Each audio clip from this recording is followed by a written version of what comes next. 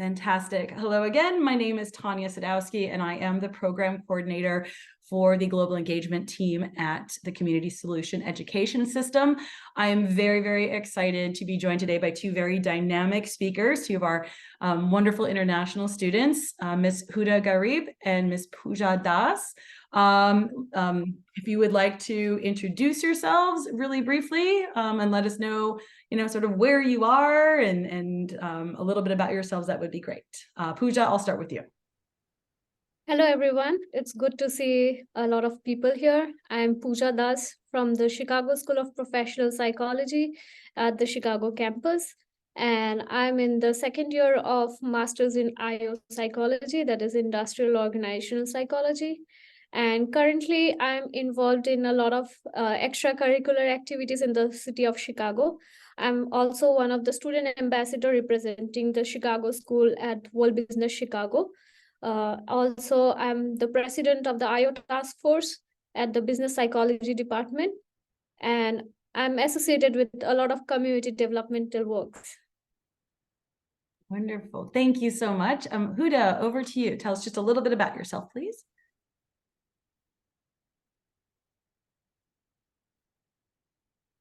Oh no, did we lose her? Huda? Uh-oh. Okay. Well, I think we have lost. She's there, but on mute. Yeah. Huda, can you unmute yourself? I tried to send her a message and it says she's not in this meeting. Okay. I know she was having some issues with her emails earlier. So hopefully she will join us.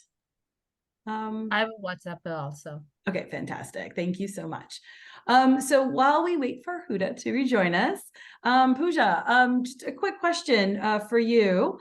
What led you to make the decision to study in the United States in the first place? So to begin with, I came to the US in 2021. So it was almost like pandemic, but I was supposed to come around like 2020 because I got married in 2020 and my spouse has been living in Chicago since like 8 years now. He was also a graduate student here in Chicago.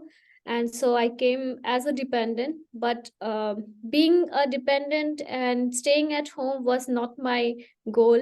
It was always striking me that I should do something and utilize my educational resources as well as learn something from the culture or the scenario, what exactly the traditions here are, or how the space looks like in US and how is it different from my country where I got my education. So that's what intrigued me to like go for a master's, though I already have a master's degree from my home country, India.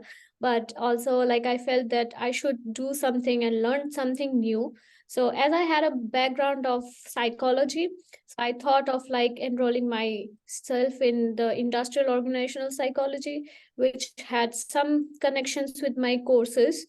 So that's how I ended up like making a decision that I won't sit idle at home doing nothing and like waiting for an opportunity that when I can work or do something on my own. So that's how I got the idea that I should go for my master's. It's technically my third master's. So it's been a long journey of my educational career. Also, I had like I have been working as a teacher in one of the government schools in India. So that really helped me to get a lot of insight here, and being a professional, to go out and speak out, it literally helped me like that I didn't have that fear that how should I talk or what should I talk. I already had that in me, but it was always like I was nurturing myself from day one, and still I'm trying to do that. Excellent. That's great. I really respect that reasoning for you to come here. Like, let's see what's different. Let's see, how it's different here, and 3 master's degrees. Fantastic, impressive. So if you could briefly describe, what you're doing now, your role, what positions you have, and where you're working, and just sort of give us an overview of what you're doing and your role. Yeah. So I'm currently working as a research assistant and even partnership assistant at the business psychology department in the Chicago campus. So that's part of my college work study. But apart from that, as I already mentioned, I have been involved in a lot of community developmental works. So I also closely work with Jill Glenn with various volunteering sessions, or if there are community works coming up, I try to devote my time to volunteering activities.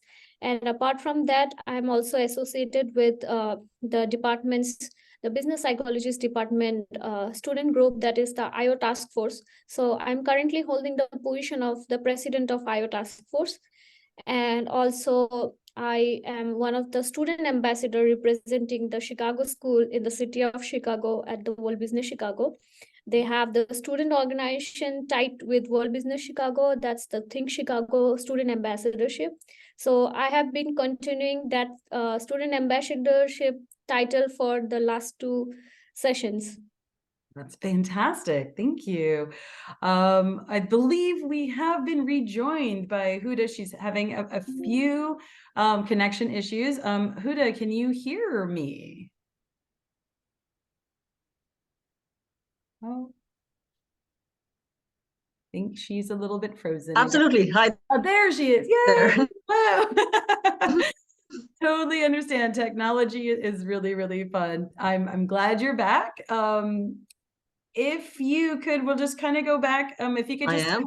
if you could tell us just a little bit about yourself and how you made the decision to study in the United States, that would be great. So just a quick recap on things. To be honest, first of all, everybody, I do apologize for my horrible connection issues. Really, into the Chicago.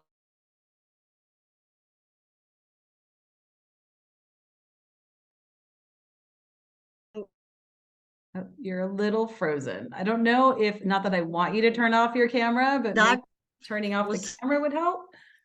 that had its just what? Did that help?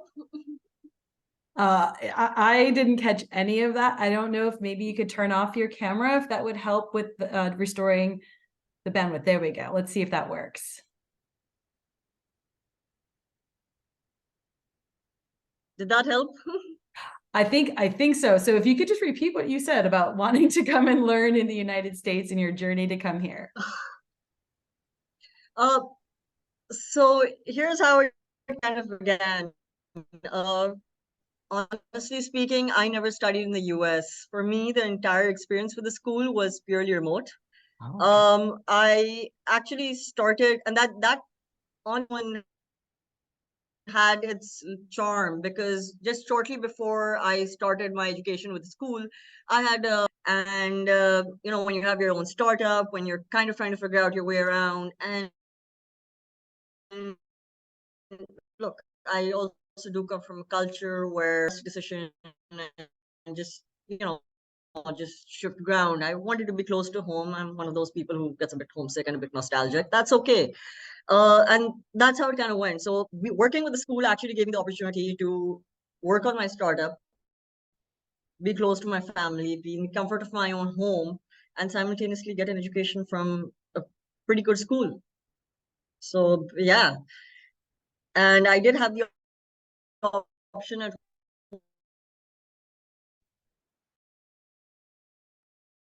I think we lost you there. once upon a time to try to potentially shift on campus. Okay.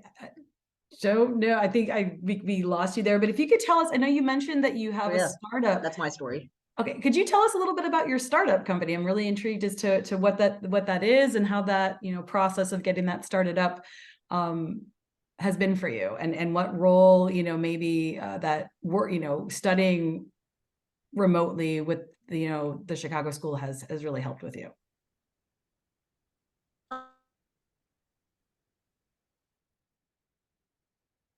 I engage myself in the education industry. Now, truth be told, it was just supposed to be a small, was the where I had enrolled myself, you know, it was just a small gig till I found a job somewhere in HR, which is where I had applied. I had applied a number of multinationals. Turns out that small gig ended up forming my career path, taking my career choices, because I kind of engrossed myself from there. I realized how vast effective of whatever curriculum we may be, your national curriculum or some curriculum, you are stuck working within the realms of those. And yeah, I kind of decided to, after getting a sufficient amount of training, a lot of, again, kudos goes to my boss for encouraging me to kind of, bring out on my own. And that's where it began. So the startup is called Imagine. We focus on the primary and middle school level, where we are providing STEAM education trainings and consultancies. It's a lot of hands-on, it's a lot of pragmatic work happening. This is where COVID probably wasn't our best friend, since we don't believe in working remote at all. But hey, we kind of worked it out. COVID also gave us time to sort of recalibrate and get curriculums. And every learning journey, and I can tell you, having practice with continuous learning and hopefully continuous growth. Fantastic. Thank you so much. Appreciate it. We'll have to look up and feel free to drop the link to your startup in the chat if you want to, so you can check it out. Sounds good. Yeah. So next question to Pooja. I hope video works. Yeah, there we go. Hey, you're back.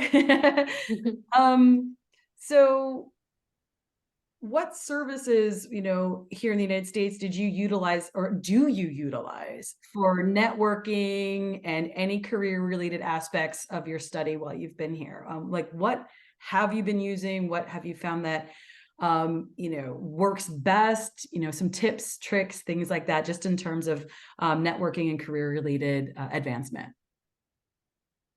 So, yes, I have been using resources. First of all, the resources which were provided to me by our professors during classes were very informative. I specifically remember in one of the class during last November, I was told, during starting of early November, I was told that hey Pooja, there's an event for international students. If you want to attend, it's by World Business Chicago. And that's how I went to World Business Chicago's one of the event, and I started having interactions with them. And I currently, the position I'm holding for my school and for myself, it's through the word of mouth that I got like an advice from my professor. And I highly appreciate those small tweaks from professors sharing little information in class.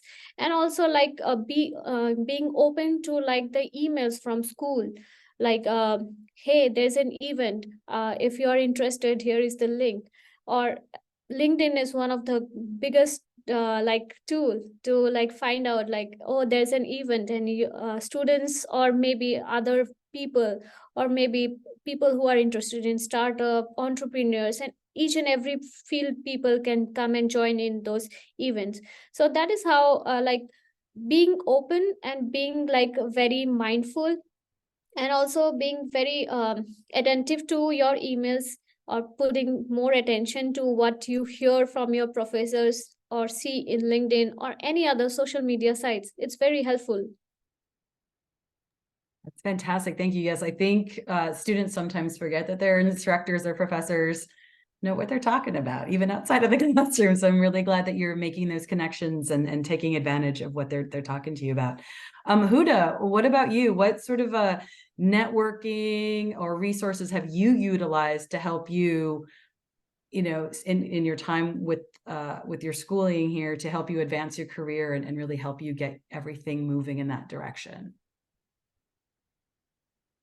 I'm going to build up on something what Pooja said. She said that your professors and teachers always end up helping you navigate your way through, and that is so true. because ever since, well, I guess I've been very fortunate and blessed with a number of teachers, mentors, bosses, and it's been throughout the journey since I was in my early teens, where there have been people who have guided me on attending different sort of pertinent conferences, sort of helped me find my bearings right, and just guide me. And I kind of have family who's also very much into academics, so we've all sort of helped each other navigate our way through. And that's the beauty of it. So started off networking in these regards at a really young age, where there were different number of different conferences that I had the chance to attend.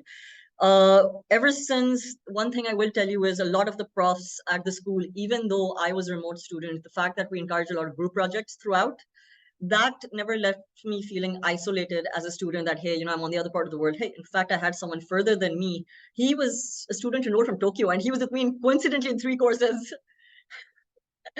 So I mean, that worked well. But then that sort of did help me realize that it's not, yes, conferences and workshops do help you sort of polish your skills, but at the end of the day, it's your role application. And gradually, as I became part of the school,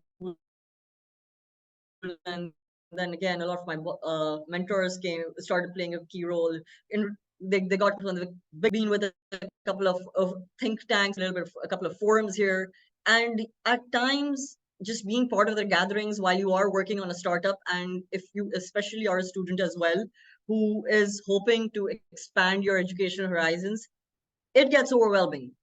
There are times where it does compromise your personal life, it does compromise your own social life, and it does compromise your me time.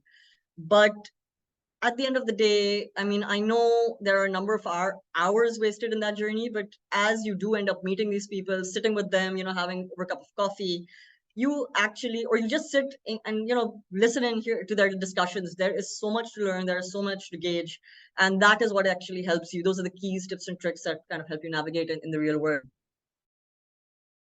That's what matters most. Brilliant. Thank you. I love the fact that both of you, I mean, with Pooja, you're, actually in Chicago and can go on campus. And then Huda, you've been fully remote, but to hear both of you have, that similar connection to your professors and your classmates, and to still feel so included and not isolated, being so far away is I think just really a testament to who you are and, your faculty members and your classmates as well. That's a really wonderful thing. So we've talked about what you've utilized, what resources you've utilized, particularly your faculty, and some of your group work and all of that. Are there any major resources outside of your university experiences that you've utilized? I know LinkedIn is obviously like the big one for everybody, but is there anything else that maybe other students might not think about, know about, that you have come across that is really helped you with your networking and your career development and your career path? Huda, I'm going to start with you.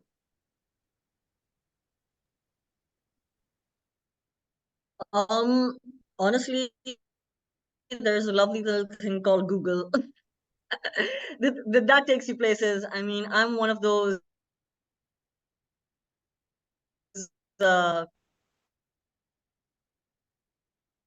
people who just randomly starts enjoying and just going through and searching stuff. I know Google can get a few.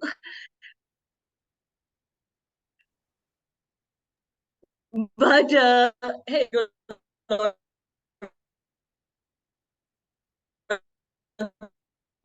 in a bunch Huda, in an academic setting right now, I should not probably be saying this, but you don't always need. no, you cut out right as you were saying what we don't need in an academic setting. Hi. Sorry. Did you cut me short? Yeah, we didn't hear what you said. I mean, you can just be. Oh, well, I think we lost her again. So Pooja, I'm gonna hand over to you. I know that we do have a hand raised, but I'm gonna let you answer the question. So anything outside of your educational experiences that has helped you with your networking or career professional development, and then we will get to the hand up. Yeah, so as I have mentioned about my interest in volunteering and community works, this has been a part of me since I was a kid. So we used to have a school, like a school funding, which were like we used to collect money to like donate for old people or for like kids for their education. So this was there since I was a kid, and that helped me like in like continue it in US. So when I go to like places of work, like for an example, I went for conferences like the Naomi Ruth Cohen Institute's annual conference. So it was a conference on mental health. So those things really helps me like to learn more beyond my educational curriculum, and also like it helps me like to know more information about what is happening or what are the things going on, and how can I be safe from these things, because in this fast paced world we have like a lot of us feel the stress of like either work or study or maybe some family issues. So how can we stay uh, fit and mentally sound? So those are the things which helped me like in Chicago. And also like I have been part of the community services with young kids, where I used to tutor kids. And so that vibe, because I had a passion of teaching uh, from my country, so I'm lucky that I could continue this as well here. So still I'm trying to do that, apart from my busy schedule. I'm trying to like tutor or help kids to learn like social emotional intelligence, or like very the cultivating good habits, how to talk properly or not use slang languages in public, or maybe in anywhere any setting which are not good. So those are the little things which I feel I'm not teaching kids as like I'm also learning in this phase. And I really have a good time with kids here. And also like when I go out for the community services, it gives me a good like vibe that I'm also not doing only my curriculum, I'm following my passion too. I think that's beautiful. And it sounds like both of you have that giving back part of yourself and working with children, and you know, you get more than you give sometimes. So that's wonderful. We do have a hand up. Is it Havovi? Yeah, that's right. I'm sorry, I don't know if this conversation is just meant for two students. It is, but if you have something to contribute, please. Okay, I thought this was a little important and neither of them touched upon it. It was a handshake. Okay. For those that don't know Handshake, can you tell us a little bit about it and what you've used? So, Handshake is a platform which is mainly used by college students or undergrad, postgrad students to kind of connect with peers, as well as with different kind of employers. So if you put out your profile over there, and if you can narrow down the search or filter out your search or what you're exactly looking for, I think Handshake does a pretty good job. Yes, you will find a lot of employers reaching out to you. Some things might pertain to you, some things might not pertain to you, but I don't see any harm even if you try and just set up like a 20-minute quick meeting, see what they have to offer, because you never know where it's going to take you later on. Yes, Handshake is available for international students also. It's an online free platform. You just have to create your account, put up your CV, tell them what your skills are, what you're looking for, where are you in your graduate program, and it's really helpful, especially people who are looking for an alternate visa after they finish their F1. You could use the Handshake. That's fantastic. Thank you so much for that information. Sorry to interrupt. Oh, no, not at all. Please. No. That's wonderful. So, Thank you. Appreciate it. adding one more thing to Sorry, this go ahead. is like, oh, sorry. So No, go adding ahead, go one ahead. more thing. So it was, however, it's about networking. So it's if you are talking about job, then absolutely Handshake is one of the thing which is really helpful. But you will hardly find like information about like the networking sessions. So handshake is particularly for the college campus jobs, or maybe jobs you're looking outside. Campus does give you, handshake, sorry, I'm not at campus. Handshake will give you, I think, when you go onto their web page as considered to the app, it's a little different because they'll tell you what series are coming up. Some could be Zoom, some could be in person, some could be, employers conducting it specifically for a certain kind of people that they're looking for. So this is what I noticed when I did handshake on the app. It has a different interface. When I did handshake on one of the Microsoft Edge or Google, something like that, on those platforms, it gives me a completely different view. Isn't that funny? Huda, did you have something to add? Yes, I was actually going to say the exact same thing who just said. It's more specific on kind of as far as the job hunt goes. Another thing that I was going to add on to that was that handshake is also, yes, it does give you those sort of remote options as well to ping on, but it is more geographically limited. So if you come a lot to the eastern part of the world, especially South Asia, you will, even some parts of the Middle East, you will not really find the concept of handshake. And that's why I'm glad you asked her to kind of shed light upon it.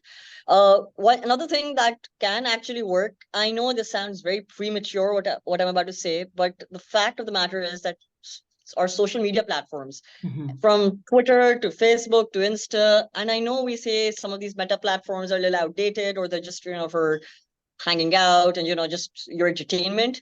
But at the end of the day, there are those gatherings that people post, even large giants like, if you're looking at Microsoft or Google or whatever, they even have certain get-togethers and sort of gathering points, and they say, hey, join us for the Google developers event, or join us for this or that. And this is what a lot of people seem to understand. And I think what they've done is, all these organizations have used these platforms in our parts of the world, at least, beautifully well. Because you're talking about a country where even something as, I know LinkedIn Learning is still something relatively new, but a lot of people didn't know about it till at least 12, 18 months ago over here. When you talk about that platform, and this will talk about people in very executive positions. So again, it does come on the geographics where you are located. It does come on, how you're using that market, and how these platforms themselves, yes, that a lot of hats off to them of how they've managed to maneuver and use these markets, because they're catering to them perfectly. For us, we will happily follow an event on Facebook or probably on Twitter, as compared to many. I doubt many even know what handshake is. For them, a handshake would be probably conventional, you mean coming and shaking your hand. So that's pretty much how it goes. So that's kind of what I wanted to add to that. Yes, I appreciate you mentioning the social media, because that is, obviously huge, and just having the awareness that geographically it can be very different, and you have different access and different limitations. My final question before I open it up to questions from our participants today.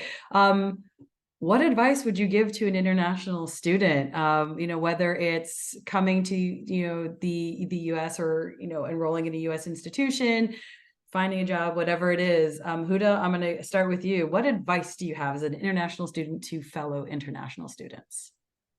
Honestly, never give up. Okay, I'm going to be as candid as possible. I said this earlier, it's an overwhelming feeling, and I'm sorry I've got a very compromised internet connection today. But look, at the end of the day, it hurts. There are times you just want to lay on your bedroom floor and cry your eyeballs out.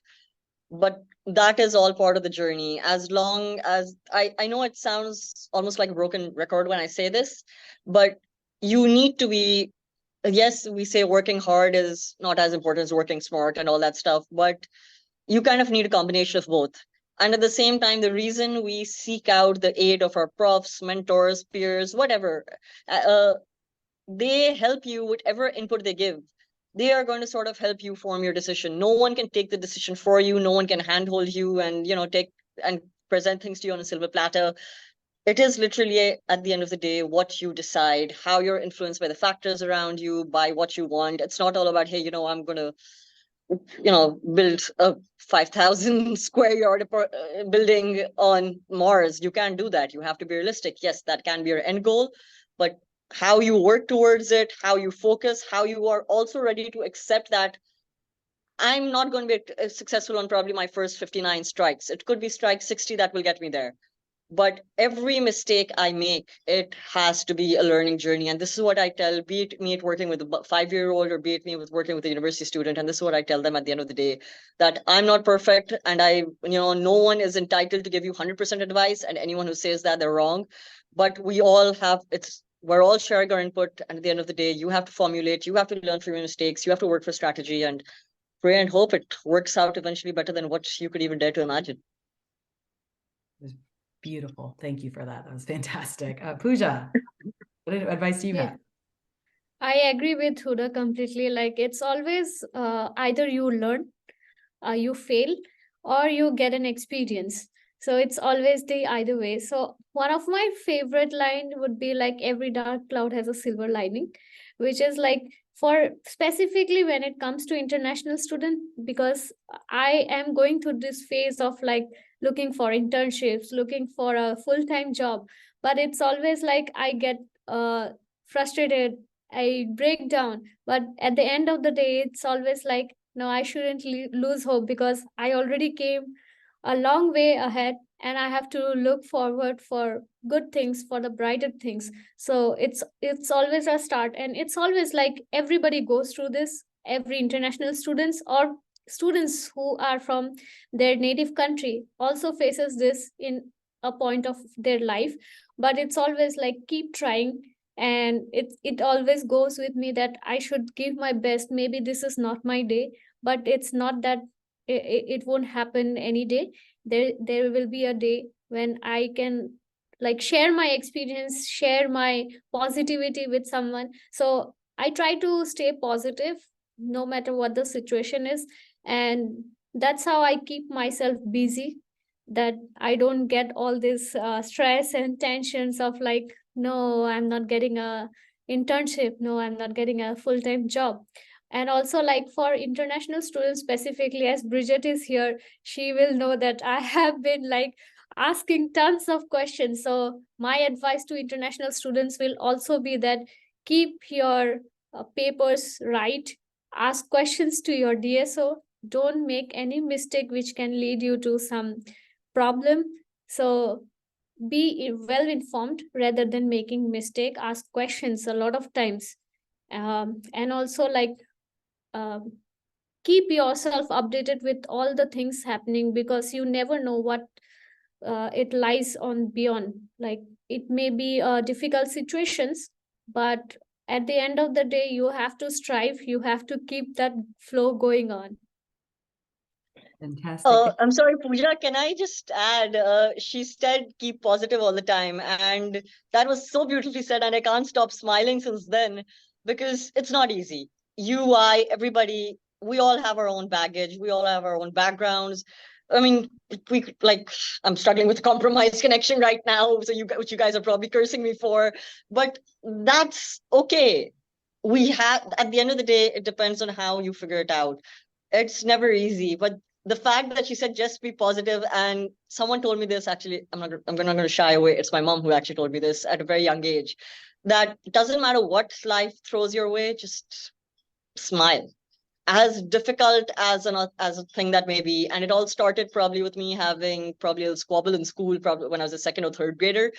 And I remember that till this day, because you just smile and suddenly you're like, hey, it's not easy. I've got stress at work. I've got stuff to deal with at home. And then, hey, my friends are pressurizing me. Oh, great, it's my best friend's birthday. I haven't got her a gift. You'll have all these issues. That's fine. It's all part of life. It's all part of a learning journey. And hey, remember you got through that small fight as a 5-6-year-old. You'll probably get through it today as well. It's no different.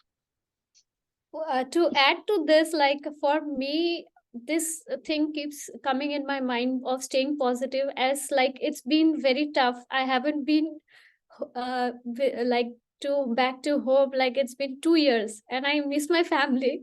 So that's what like I break down. But then at the end of the day, I feel like I'm doing a lot of things here. So that keeps me positive that yeah, I have to be strong. Sorry.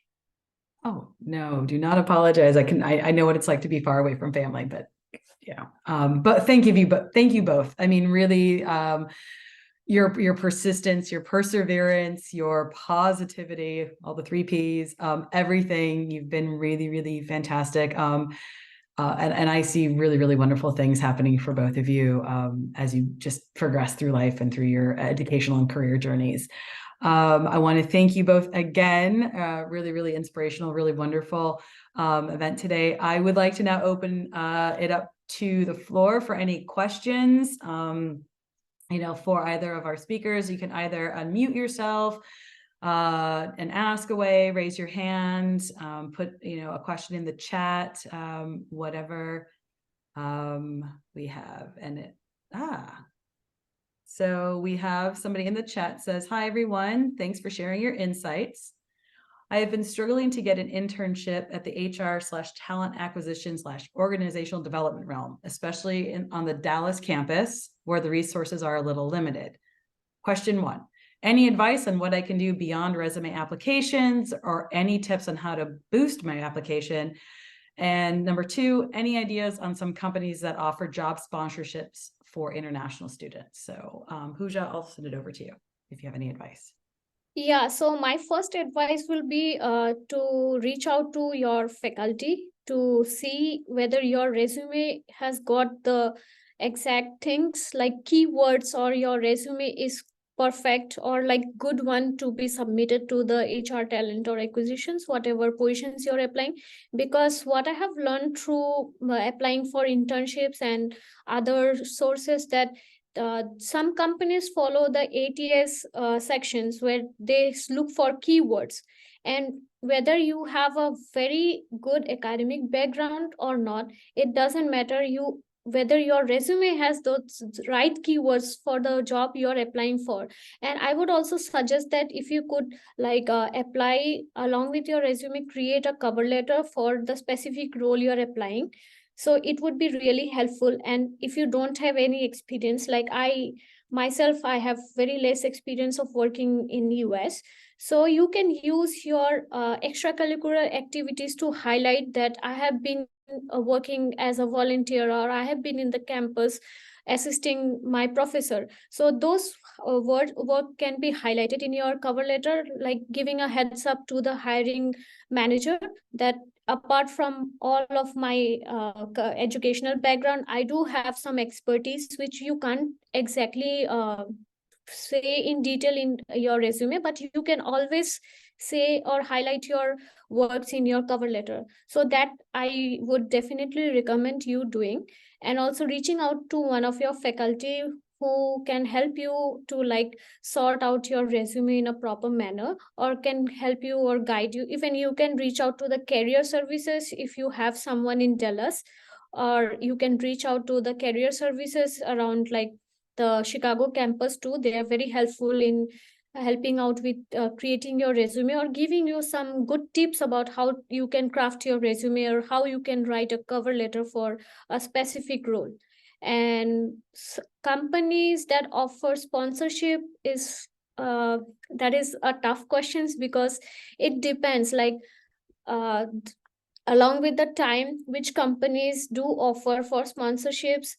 It can be changing over time, but you can always look on LinkedIn with companies which sponsors H1B, so you can look in that. Also you can use Google, and that's how you can it will be helpful, I hope. Great, thank you. Huda, do you have anything to add to that? Oh, yes, I was actually just typing it out. I didn't want to interrupt. So another thing, something again that one of my profs did recommend once, because, hey, I did my master's and I graduated from you guys in about 2019, the summer of 2019. So that was way before COVID. But one of my profs did recommend that, industrial psychology is not something that is, again, renowned here. A lot of people till this day in my part of the world think I'm a clinical psychologist. Now, if you stop giving explanations, I'm like, yeah, if that helps you sleep at night, yeah, sure, let it be. But what helps is finding remote jobs. Websites like People Per Hour, Freelancer, Upwork, all of these sites, yes, they're not a stable form of income, but they are an excellent form of gaining experience. And once you do get a gig, they can actually, some of them I can actually play well. And in the long term, in fact, I have a very close friend who resides here in Pakistan. He is now working remotely with a couple of organizations as their, I'm not sure what he does. He does something with programming and software development. But again, he was able to get these remote gigs, work on that, show his talent development skills, and is now working on this. I was working on a few freelancing talent development projects and everything. And that has helped me massively. So freelancing gigs eventually can lead to something for long term. That's brilliant. Thank you. I think that is something that people don't think about, where it's like, just get something small to start building that experience, right? Every bit of experience can help. Excellent. Thank you both. Are there any other questions? Yes, thank you. Any other or comments? I hope it helps. Yeah. Fantastic. No? Okay, well then I'm going to wrap things up. Again, I would love to thank you both for being here today. I know, Huda, we had some connection issues, but the last little bit has been absolutely fantastic, and it's been really, really just wonderful. I am going to share my screen one more time so I can show everybody what we have again coming up this week, the rest of this week, for International Education Week. You were all lucky enough to be here today for this wonderful event. Tomorrow, we do have Dr. Emma Grace from the Chicago School talking about the international psychology programs that are offered at the Chicago School. On Thursday, we have an amazing information session on the Education Beyond Borders program in Vancouver, Canada, taking place next spring. And then on Friday, we wrap up the week with another one of our faculty members from the Chicago School, along with some undergraduate students, talking about their study abroad and international education experiences. I will put this in the chat again. I also just want to make sure that everybody remembers we do have a photo contest going on this week. Feel free to submit your photos for the contest or to vote. If you don't have any great photos, just you can go in there and vote, and the winner gets a prize.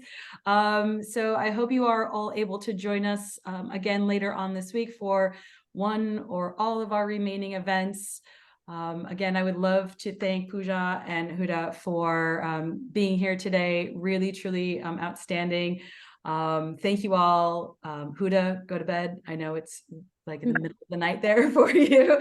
I appreciate you taking the time, both of you, out of what sounds like very, very busy days that you have going on. I really appreciate it. So thank you all so much. I really appreciate it. Everybody go ahead and take care. I appreciate seeing you all. Thank Glad you. to be part, and thank you